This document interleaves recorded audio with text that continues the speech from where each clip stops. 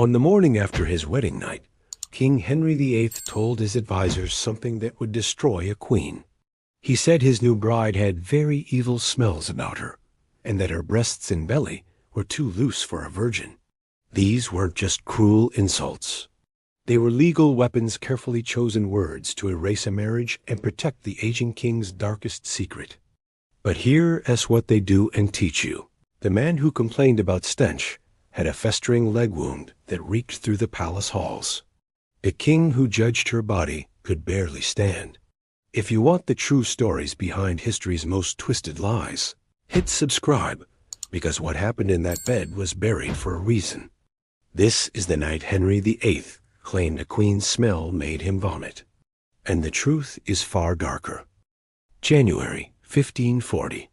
England is in the grip of winter, and Hampton Court Palace reeks of desperation, masked by incense and rosewater. King Henry VIII is 48 years old. His waist now measures 52 inches, wrapped in velvet and cloth of gold that can barely contain the bulk beneath. But it isn't the weight that makes the courtiers turn their heads when he passes. It's the limp, the dragging of his right leg, swollen and wrapped in bandages that must be changed twice daily. Sometimes, if you stand too close, you can hear the fluid seeping through the linen. The physicians call it an ulceration, a wound that will not close. It festers deep in the flesh, turning black at the edges, and when the dressings are peeled away, the smell fills the entire chamber. Rot and infection. The smell of a body eating itself from the inside. Henry knows this. He sees it in the faces of those who attend him, the way they breathe through their mouths, the way they step back when he approaches. The great king, the warrior who once jousted and danced, now needs 2 men to help him onto his horse. His portrait still shows him magnificent, shoulders broad, eyes fierce. But portraits lie.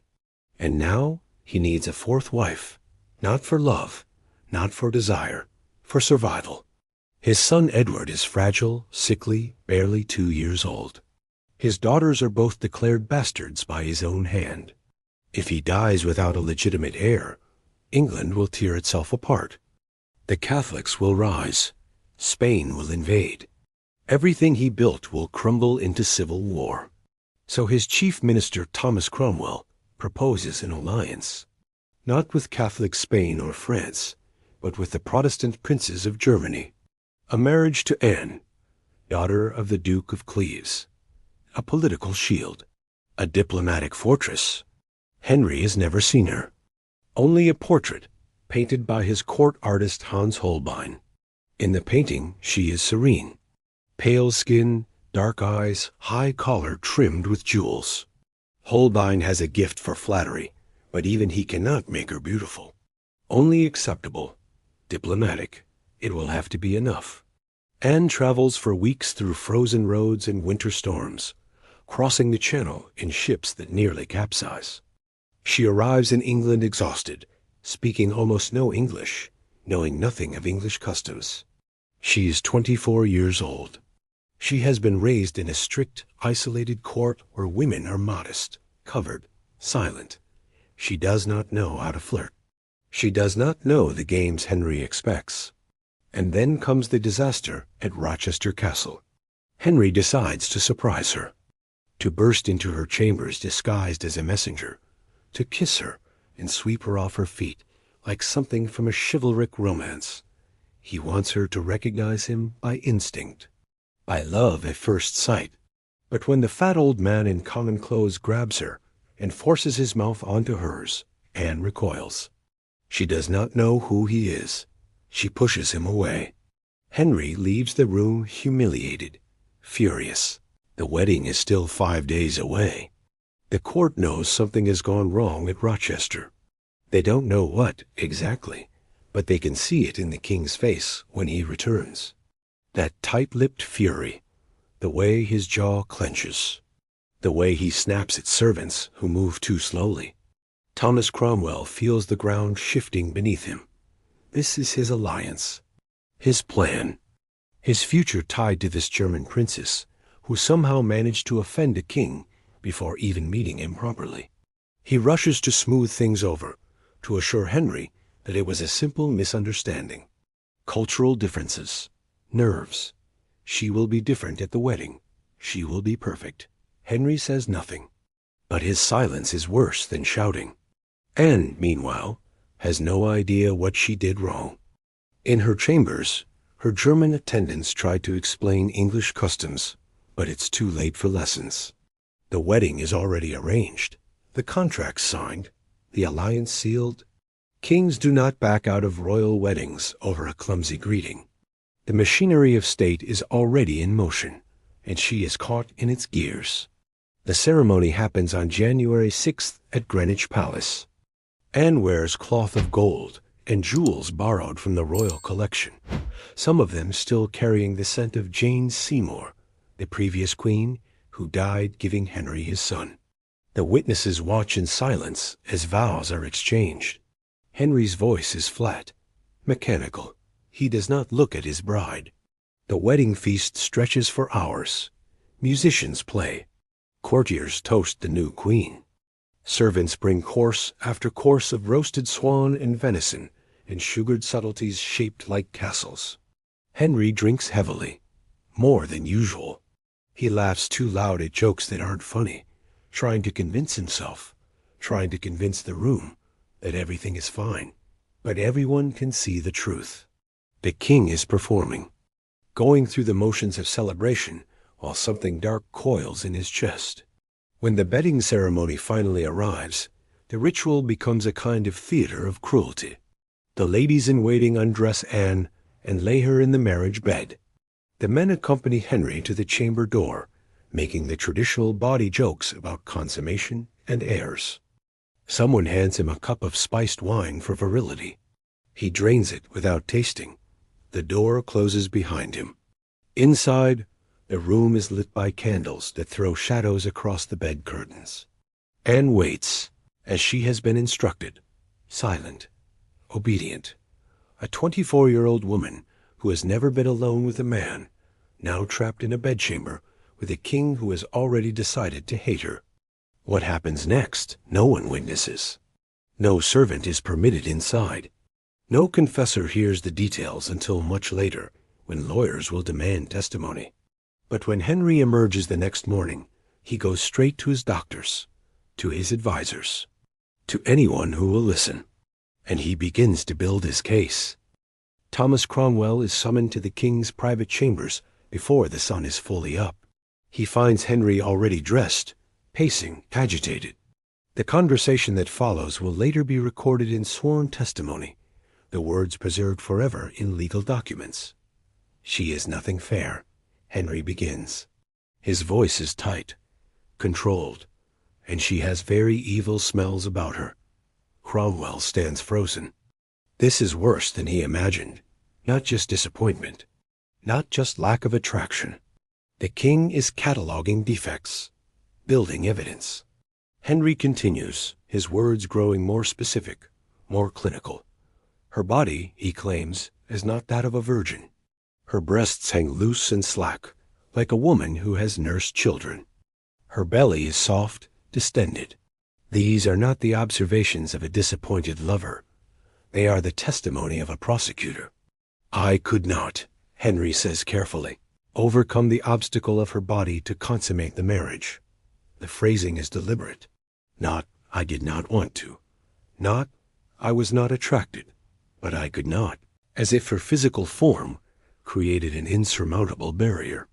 As if the failure belonged to her flesh, not his desire. Within hours, the king's physicians are called. They examine Henry in private, checking for signs of impotence or disease. They need to establish that the king is still capable, still virile, still a man. The doctors report back with clinical precision. The king experienced nocturnal emissions while sleeping beside his wife. His body functions normally. Therefore, the problem must lie with her. This is the machinery of royal annulment grinding to life. Every detail matters. Every witness must confirm the narrative. Henry's closest attendants are questioned. Did the king seem satisfied after the wedding night? Did he speak of consummation? What exactly did he say about his bride's appearance and scent? Anthony Denny testifies that Henry complained she could not possibly be a virgin given the condition of her body.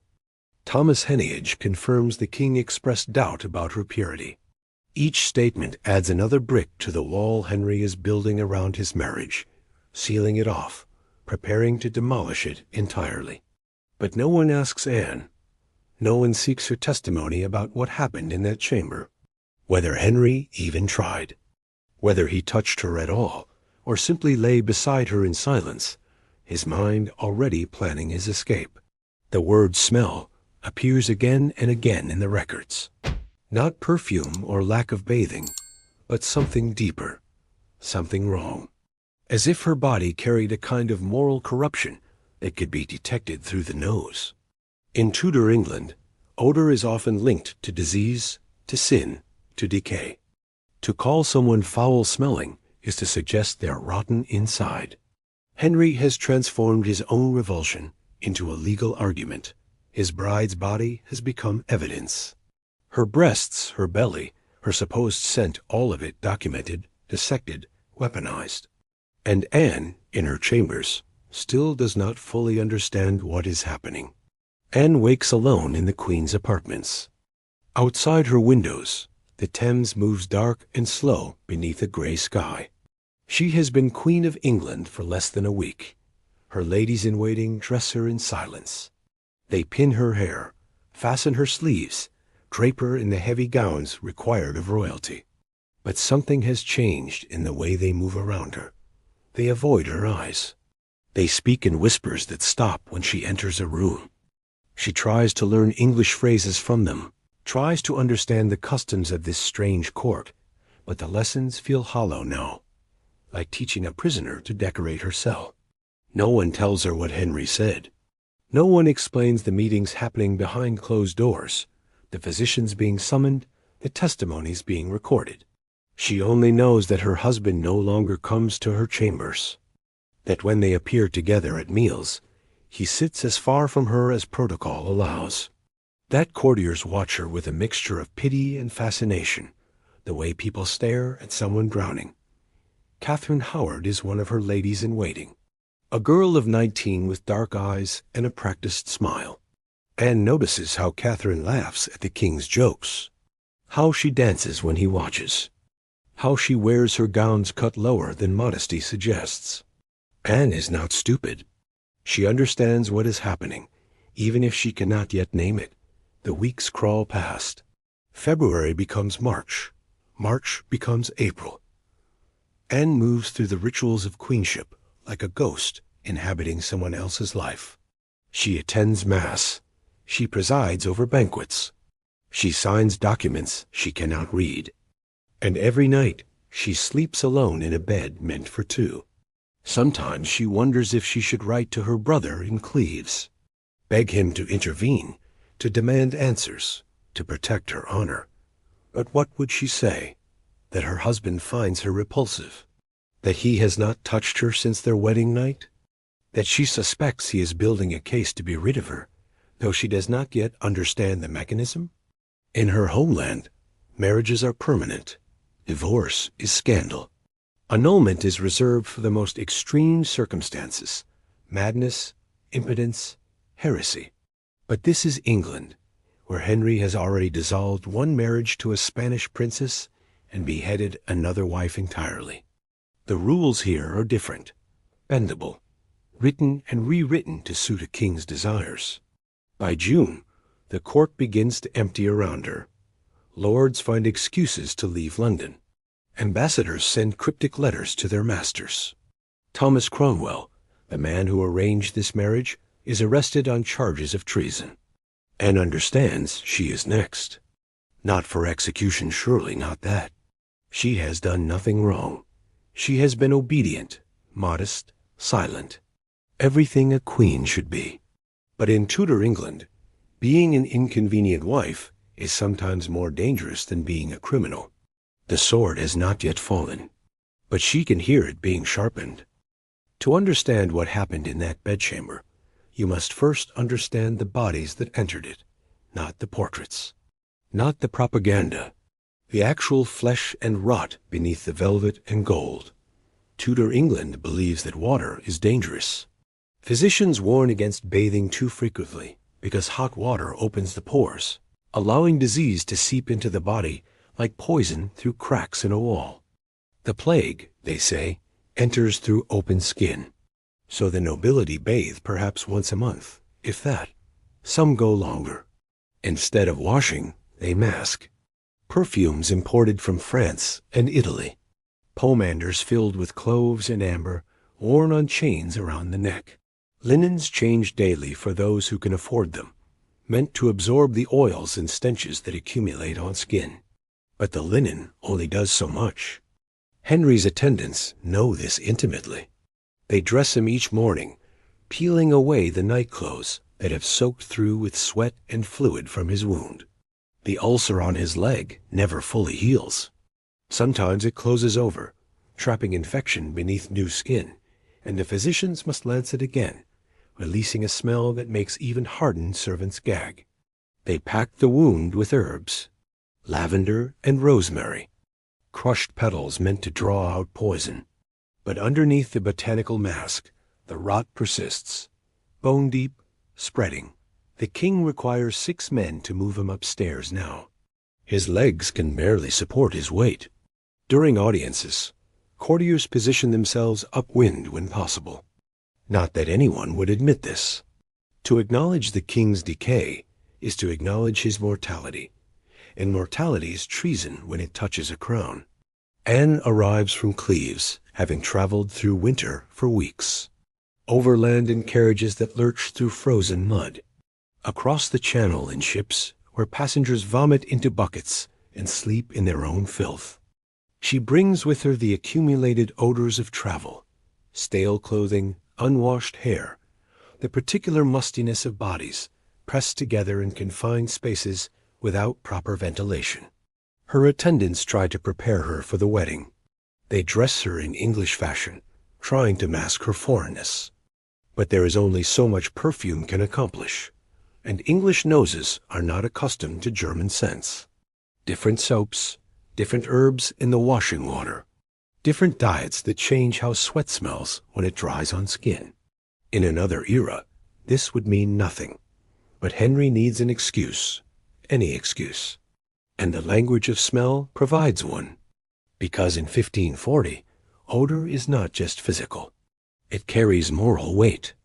The saints are said to die smelling of roses. The damned reek of sulfur. To say someone has an evil smell is to suggest corruption of the soul, not just the body. It is accusation disguised as observation. So when Henry emerges from the wedding chamber and speaks of loathsome odors, he is doing more than expressing disgust. He is building a case for annulment on theological grounds, suggesting that something is fundamentally wrong with this woman, something that his nose detected, but his eyes perhaps missed. There is no privacy for queens, not even in disgrace. When Henry begins building his case for annulment, he needs more than his own testimony. Royal marriages cannot be undone on personal distaste alone. They require investigation, documentation, proof that can withstand scrutiny from bishops and ambassadors and foreign courts watching for weakness. So Anne's body becomes a crime scene that must be examined. The physicians are called first, not to treat her, she has committed no illness, but to assess her, to determine whether the king's complaints have medical merit. They ask her attendants questions. Has she menstruated since the wedding? Are there signs of pregnancy? What is the condition of her linens after she sleeps? These are the most intimate details of a woman's life, now recorded in legal documents that will survive for centuries. Every stain, every discharge, every bodily function catalogued as evidence. But the real horror is the specific complaint about her breasts. Henry claims they are slack, hanging loose like a woman who has nursed children. This is not casual observation. In Tudor England, the state of a woman's breasts is considered proof of virginity. A maiden should be firm, high, untouched. Loose flesh suggests prior pregnancy. It implies that Anne has lied about her virtue, that she came to the marriage bed already used. The logic is medieval and brutal. It assumes women's bodies are like wax seals once broken, permanently marked. A virgin can be identified by sight, by touch, by the shape of flesh that has never fed an infant. Henry's advisors know this. They understand that questioning Anne's virginity is more devastating than simply calling her unattractive. It transforms personal rejection into legal grounds. A non-virgin might still be bound by prior contract. Her marriage to Henry could be invalid from the start. So the testimonies pile up. Lord Brown swears the king expressed doubts. Thomas Heneage confirms Henry's suspicions. Even the physicians, who never actually examine, and directly agree to testify that her body as appearance raised questions about her purity. No one asks Anne to defend herself. No one brings in her own physicians from Cleves to provide counter-testimony. The investigation is one-sided by design, built to reach a predetermined conclusion. Meanwhile, Catherine Howard watches from the shadows. Young, English, eager to please. Her breasts are high and firm. Her waist is narrow. She giggles at Henry's jokes and does not recoil when he touches her. She represents everything Anne is not. The comparison is never stated explicitly, but it doesn't need to be. The court sees Catherine dancing, while Anne sits rigid and silent. They see Henry's face brighten around the girl while darkening around his wife. The message is clear. One woman's body has failed where another's might succeed. By July, the investigation is complete. The verdict is already written. The annulment document uses careful language per contract, lack of consent, non-consummation, but underneath the legal terminology lies a simpler truth. A king found his queen's body repulsive, and in Tudor England, that is reason enough to erase a marriage. While Henry's physicians record testimony about Anne's alleged defects, they carefully avoid documenting the king's own decay. But the courtiers know. The servants who dress him know. Anyone who stands within 10 feet of him knows. The ulcer on his thigh has been weeping for years. It began after a jousting accident in 1536, the same tournament that may have caused Anne Boleyn to miscarry the son who might have saved her life. Henry's horse rolled on top of him, crushing his leg, driving armor fragments deep into muscle and bone. The wound seemed to heal at first, but infection has a memory. It burrows deep, waiting. By the time Henry marries Anne of Cleves, the leg is grotesque, swollen to twice its normal size. The skin stretched tight and shiny, discolored purple and black around the edges where tissue has begun to die. His doctors try everything. They lance the wound to drain the pus. They pack it with poultices made from egg whites and crushed herbs. They pray over it. But medieval medicine cannot cure what we now know is likely osteomyelitis bone infection, possibly complicated by diabetes, given Henry's obesity and diet. The smell is inescapable. Putrefaction has a particular odor that no amount of perfume can fully mask, sweet and rotten at once. The smell of meat turning bad in summer heat. It clings to his clothing, his bedsheets, the chairs where he sits. His attendants burn incense constantly in his chambers. Frankincense and myrrh, like he's already a corpse being prepared for burial. They change his linens multiple times daily. They spray rosewater on the carpets before he enters a room. But underneath the perfume, the death smell persists. And it's getting worse. Sometimes the wound closes over, trapping infection beneath new skin. When this happens, Henry becomes violently ill. Fever, delirium. His personality shifts, rage erupts from nowhere. Accusations fly. Men lose their heads for imagined offenses. Then the physicians must reopen the ulcer, releasing pressure and poison, and Henry calms again. The pain is constant now. He cannot walk more than a few steps without assistance. He is carried in chairs, hoisted onto horses by pulleys. His weight has ballooned past 300 pounds, fed by endless courses of meat and wine that he uses to dull the agony in his leg. But here's what makes it truly monstrous. He is still king, still the arbiter of beauty, still the judge who declares bodies acceptable or repulsive, still the man who can reject a wife for evil smells while his own flesh rots beneath his robes. The hypocrisy is so enormous that no one dares name it. To mention the king's stench would be treason. To suggest that perhaps Anne recoiled not from lack of attraction, but from genuine physical revulsion at his decaying body, that is unspeakable. So history records Anne's alleged odors while carefully omitting Henry's documented rot. The man whose legs stank through palace walls gets to decide which bodies are too foul for a marriage bed. That is the real horror. Not the smells themselves, but who gets to name them. Every morning, Anne's ladies dress her in silence. They pin jewels into her hair. They lace her bodice. They arrange her sleeves with the precision required of women serving a queen. But their eyes tell a different story. They know what is being said about her body. The whispers travel through servant corridors faster than official proclamations. Her breasts are too slack. Her belly suggests prior pregnancy. She carries odors that repel the king. These women who wash her linens, who help her bathe, who see her naked, they know these claims are either exaggerations or outright lies, but they say nothing. Because in 1540, there is no such thing as defending a queen the king has decided to reject. To speak in Anne's favor would be to question Henry's judgment. To suggest his complaints are unfair would be to imply he is lying, and that is not merely dangerous, it is suicidal. So the ladies-in-waiting perform their duties with downcast eyes. They apply perfumes to Anne's skin as if fragrance could somehow protect her from accusations that have nothing to do with actual scent. They adjust her clothing as if the right dress might somehow make her body acceptable to a man who has already decided she is repulsive. The physicians, too, maintain careful silence about what they observe. They examine Henry's leg daily, draining pus, applying poultices, breathing through their mouths to avoid the stench. They know his body is failing. They know his pain makes him irrational.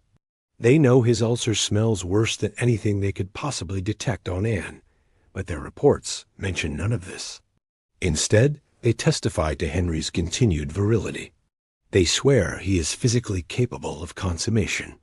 They construct a medical narrative where the king's body functions perfectly and only Anne's flesh presents obstacles. Even foreign ambassadors who visit the English court know something is wrong with this story. They write carefully worded letters back to their masters, hinting at the king's deteriorating health, noting Anne's calm demeanor and appropriate dress. But they never state the obvious truth, that a rotting king is blaming a healthy woman for his own physical failures. This is how power shapes reality. Not through overt violence, at least not yet, but through collective agreement to see what the king wants seen, to smell what he wants smelled, to record only the version of truth that serves his purposes. Anne walks through the palace trapped inside a fiction that everyone pretends is fact. Her body has been rewritten in testimony, in legal documents as loose, smelly, corrupt. The actual flesh and blood woman becomes irrelevant. What matters is the story being told about her, and the most terrifying part, she cannot fight it, cannot produce witnesses to contradict the claims, cannot demand her own physicians examine her and testify to her health, cannot point at Henry's festering leg and ask why his rot does not disqualify him from judging her. She can only wait while the machinery of annulment grinds forward, powered by lies everyone agrees to believe. On July 6, 1540, a delegation arrives at Anne's residence in Richmond. They are not guards, not executioners. They are lawyers carrying parchment. Men with careful voices who speak in terms Anne barely understands, even when translated into her native German. They have come to ask for her consent. This is the final piece Henry needs.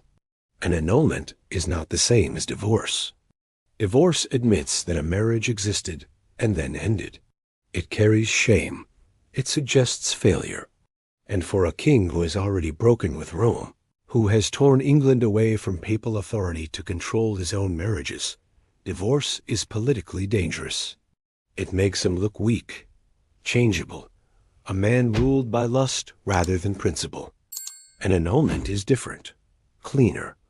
It declares that the marriage never truly existed at all, that from the very beginning something was wrong, some legal flaw, some impediment that made the union invalid in the eyes of God and law.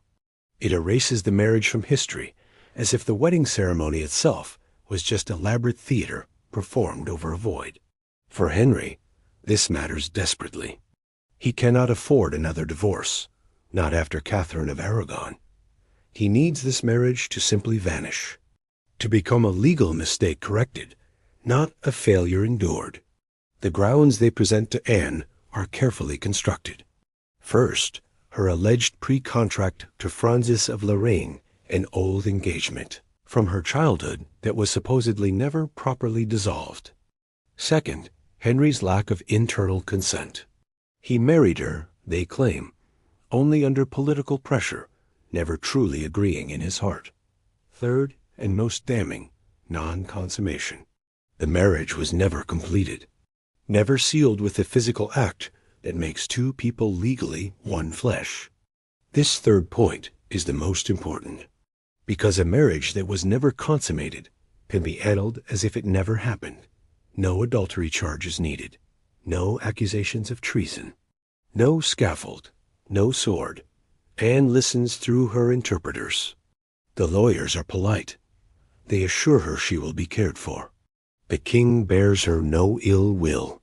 He simply made a mistake, and now that mistake must be corrected. What they do not say, but what Anne understands perfectly well, is that she has no choice. This is not truly a request. If she refuses, if she insists the marriage is valid and must stand, she becomes an obstacle to the king's will. And obstacles do not survive long in Henry's England. 4 years earlier, Anne Boleyn refused to go quietly. She maintained her innocence, fought the charges, defended her honor. They beheaded her anyway, invented crimes so grotesque that even now historians debate whether any of it was true. Her name was dragged through testimony about incest and witchcraft before her head rolled onto the scaffold. Catherine Howard will face the same fate in just 2 years, another wife who becomes inconvenient. Anne is being offered a different path. Survival in exchange for silence. Wealth and status in exchange for agreeing that her marriage was never real. She has 3 days to decide. Anne sits alone in her chambers after the lawyers leave. Her German attendants have been dismissed. The English ladies assigned to watch her maintain careful distance, pretending they cannot see her distress. She is being given the illusion of privacy to make what they call a decision. But Anne is not foolish. She understands perfectly well what these 3 days of deliberation really mean. She has watched this court for 6 months now. She has seen how power moves through these corridors like plague invisible, lethal, respecting no rank when it decides to strike. She knows what happens to women who become obstacles to Henry's desires. If she agrees to the annulment, she becomes the king's beloved sister. She will receive estates, income, precedence at court above all ladies except the new queen and the king's daughters. She will have houses to live in, servants to attend her, enough wealth to maintain dignity. She will be foreign curiosity who married a king and walked away alive. A miracle of survival in a court that devours queens. If she refuses, she becomes a problem requiring permanent solution. The lawyers spoke gently about pre-contracts and lack of consent, but Anne heard the unspoken threat beneath their careful words. Catherine of Aragon refused to acknowledge her marriage was invalid. She insisted until her death that she was Henry's true wife. And Henry made her life a prison separated from her daughter, moved from residence to residence, stripped of title and honor, dying alone in a cold castle while rats nested in the walls. Anne Boleyn went further. She fought the charges against her, maintained her innocence, demanded justice. They executed her anyway on false accusations so grotesque that people still debate them centuries later. Her own brother was accused of sleeping with her. Men who barely knew her were tortured until they confessed to adultery that never happened. And when she finally knelt on the scaffold, Henry was already planning his next wedding. Anne of Cleves understands the pattern now. Queens who resist are destroyed. Queens who comply might survive. She thinks of her brother in Cleves. If she declares the marriage valid, if she demands her rights as queen, she drags her entire family into English politics. Henry could declare war, could break alliances, could turn his rage not just on her, but on everyone connected to her homeland. And for what? For a marriage that was never a marriage. For a husband who found her repulsive from the first moment. For the privilege of remaining legally bound to a man who will never touch her, never speak to her, never acknowledge her as anything but a humiliating mistake. The calculation is brutally simple. Her dignity and her family's safety in exchange for a legal fiction. Survival for the small price of agreeing that 6 months of her life never truly happened. On the third day, she sends word to the lawyers. She consents. The marriage was never valid. She understands this now. She will sign whatever documents they require. And in making this choice, she becomes the only one of Henry's wives who will outlive him. The annulment is declared on July 9th, 1540. The document bears both their seals, Henry's and Anne's, as if this erasure required mutual agreement, as if she had equal power in this dissolution. Within hours, the machinery of her new life begins assembling itself. Lawyers arrive with deeds and documents. She is no longer queen. That title vanishes as if it never existed. But she becomes something else, the king's beloved sister. A legal fiction designed to give her status without threatening whoever comes next. The settlement is extraordinary. Richmond Palace, one of the most beautiful residences in England, becomes hers. An income of £500 annually more than most nobles receive. Revenue from multiple estates across the country. The right to keep all her jewels, her clothing, her household goods. And then there's Hever Castle. When the lawyers present this particular property, Anne's German interpreter hesitates before translating. Hever Castle was the childhood home of Anne Boleyn, the place where the previous Anne grew up before becoming queen, before bearing Henry's daughter, before losing her head on Tower Green. Now it belongs to Anne of Cleves. The rejected wife receives the childhood home of the executed one. The symbolism is so dark, it's almost poetic. Henry is giving his discarded queen a house haunted by the memory of a murdered predecessor. Whether this is cruelty, carelessness, or some twisted form of warning, no one can say. But Anne understands the message. This is what happens to queens who displease Henry. Some lose their homes. Some lose their heads. She should be grateful she's only lost a marriage that lasted 6 months. The settlement comes with one absolute condition. She must remain in England. If she returns to Cleves, everything vanishes. The money, the properties, the title, all of it contingent on her staying within Henry's reach. She is being kept close, not as a wife, but as a living testament to his mercy. Proof that he can be reasonable, that women who cooperate survive. On July 28th, just 19 days after the annulment, Henry marries Catherine Howard. The wedding is quiet, rushed, almost secretive. There is no grand celebration this time. No diplomatic pageantry. Just an aging king taking another young wife to his bed, desperate to prove he is still virile, still powerful, still capable. That same day, Thomas Cromwell is executed on Tower Hill. The man who arranged Anne's marriage loses his head for the crime of doing exactly what his king commanded. His severed head is displayed on London Bridge as a warning. This is the cost of failure in Henry's court. Not just dismissal, not just disgrace, death. Anne learns of both events the wedding and the execution from her ladies-in-waiting. She is alone at Richmond Palace, surrounded by luxury and isolation.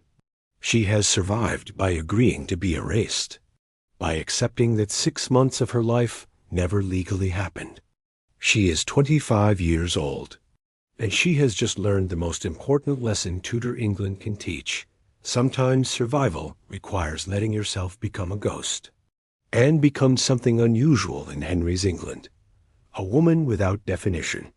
Not quite royal, not quite commoner, not wife, not widow. She exists in the spaces between categories, and perhaps that is what saves her. She learns to dance. This woman who arrived from Cleves stiff and formal, who didn't know English customs, who recoiled from Henry's surprise kiss, she learns to move gracefully through the very court that rejected her. She practices English until her German accent softens. She adopts English fashion. She becomes, in effect, English. In January 1541, she is invited to Hampton Court for Christmas celebrations. This is a test, though no one names it as such. Can she attend court without causing disruption? Can she pay homage to Catherine Howard, the girl who replaced her, without resentment or drama? Anne passes. She curtsies to the new queen. She dances when invited. When Henry retires early due to pain in his leg, Anne and Catherine dance together. 2 wives, one current and one erased, moving through the same steps, while courtiers watch nervously for signs of tension. Catherine is 19, giddy, foolish. Anne can see it even if Henry cannot, the way Catherine flirts with other men. The lingering glances, the private conversations in corners. Anne says nothing. What would be the point? Queens who warn kings about their wives' behavior do not survive to tell the tale. 18 months later, Catherine Howard is arrested for adultery. The charges may or may not be true. History still debates. But truth matters less than Henry's rage. He weeps when told of her alleged betrayals and orders her execution. She is beheaded on Tower Green in February 1542.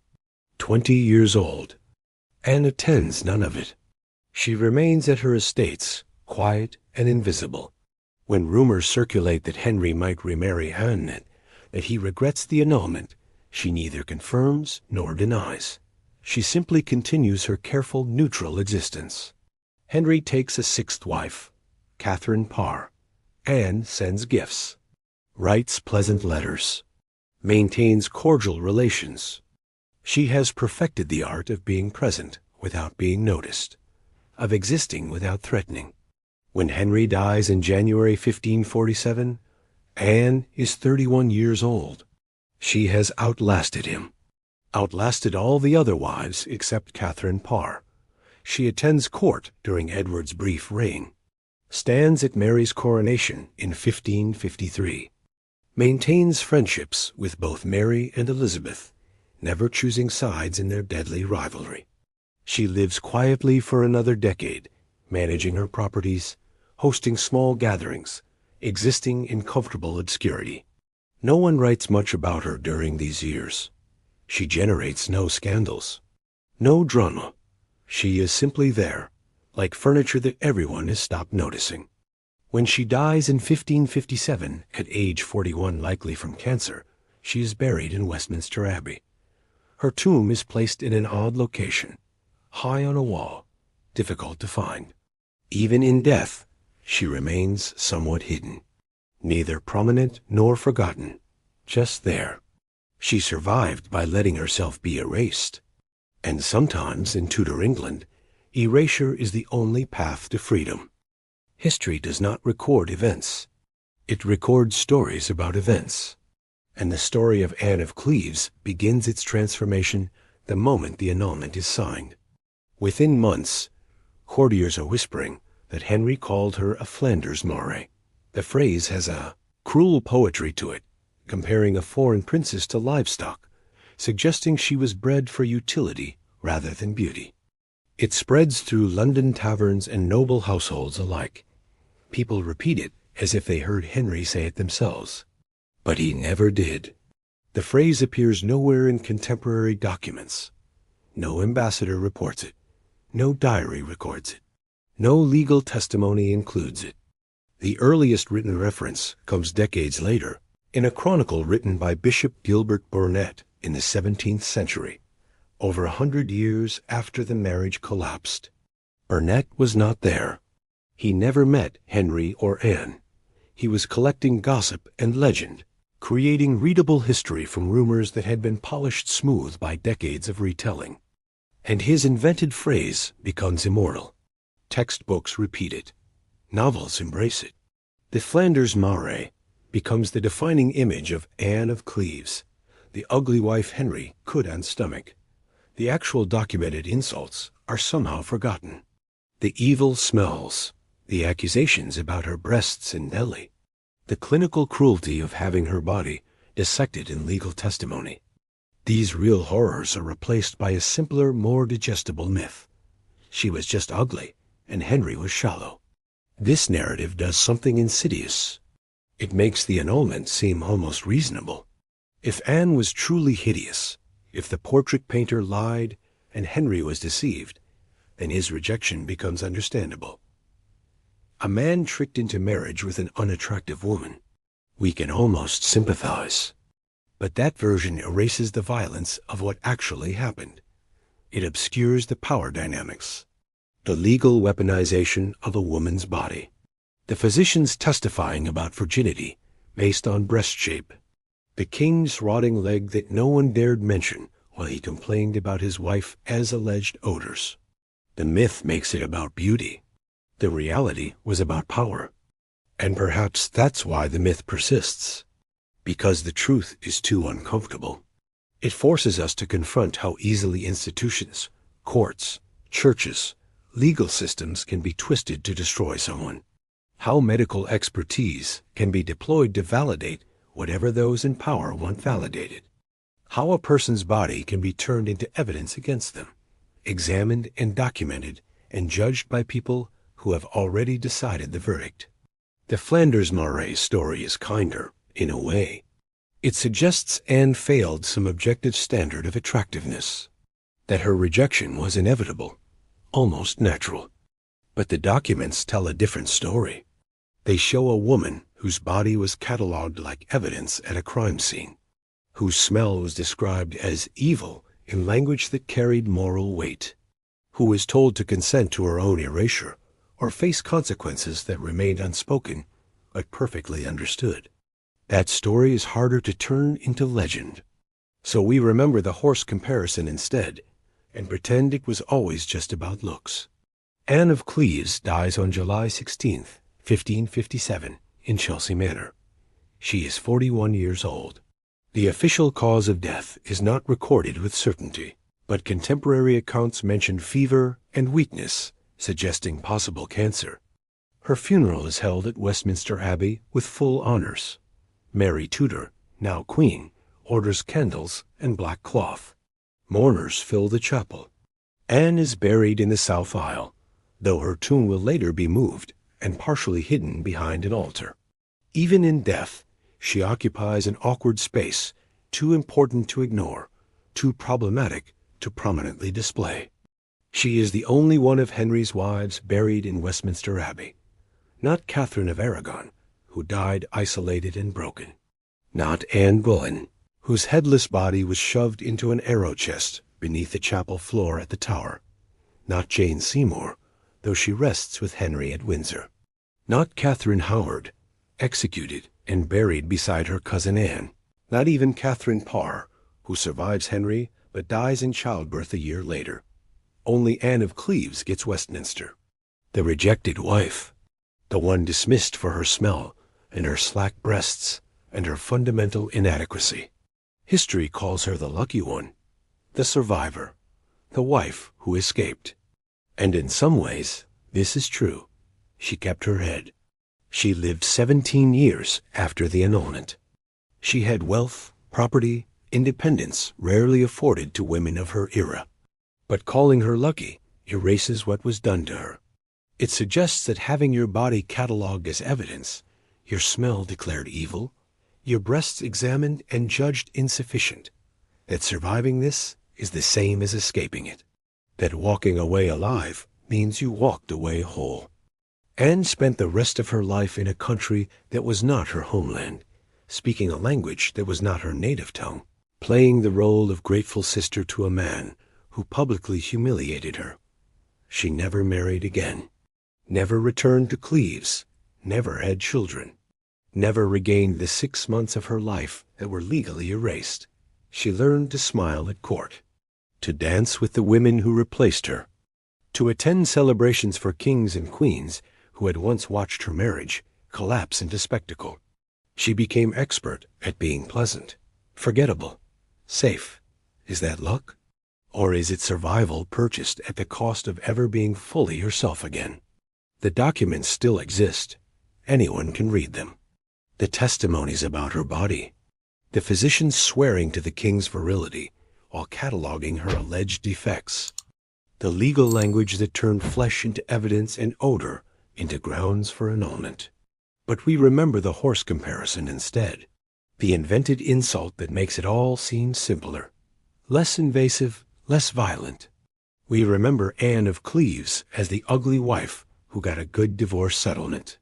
We forget Anne of Cleves, whose body was dissected in court documents, whose smell was declared morally corrupt, who had to agree her own marriage never existed or risk sharing a scaffold with the wives who came before.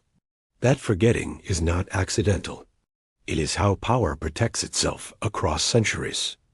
Anne of Cleves is not the exception. She is the template.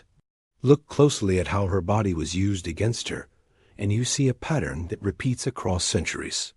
A woman's flesh becomes evidence. Her smell becomes moral judgment. Her breasts, her belly, the most intimate parts of her existence, cataloged, documented, weaponized by people who have already decided her fate. The specific accusations change with the era. In 1540, it was evil smells and slack breasts that proved unworthiness. In later centuries, it becomes hysteria diagnosed by examining wombs, frigidity determined by male physicians, bodies declared too emotional, too irrational, too fundamentally flawed to be trusted with property, votes, autonomy. The mechanism stays the same: medical language, legal frameworks, sworn testimony from experts, all deployed to transform subjective rejection into objective fact, to make power look like science. Anne's case is unusual only because we have the documents. Most women whose bodies were turned into evidence left no trail. Their stories vanished into family shame or institutional records that no one preserved. But Anne married a king, so her humiliation was recorded by lawyers and diplomats and physicians whose papers survived.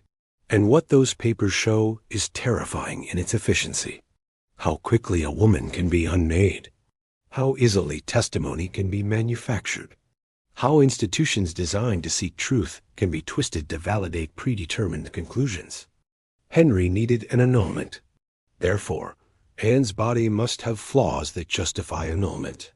Therefore, physicians find those flaws. Therefore, the marriage never existed.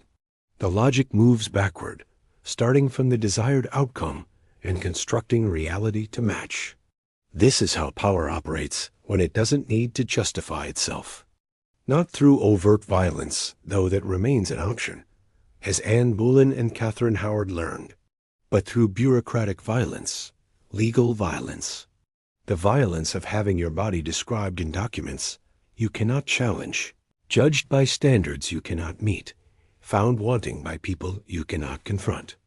Anne survived because she understood the game quickly enough to play it. She agreed to be erased, consented to her own unmaking, traded her marriage, her dignity, 6 months of her life for the chance to keep breathing. But how many women never got that choice? How many were examined, documented, judged, and discarded without the wealth or status to negotiate their survival? How many bodies were turned into evidence in trials that left no historical record? We remember Anne of Cleves as the wife who got lucky. the one who escaped. But perhaps we should remember her as the one whose paperwork survived.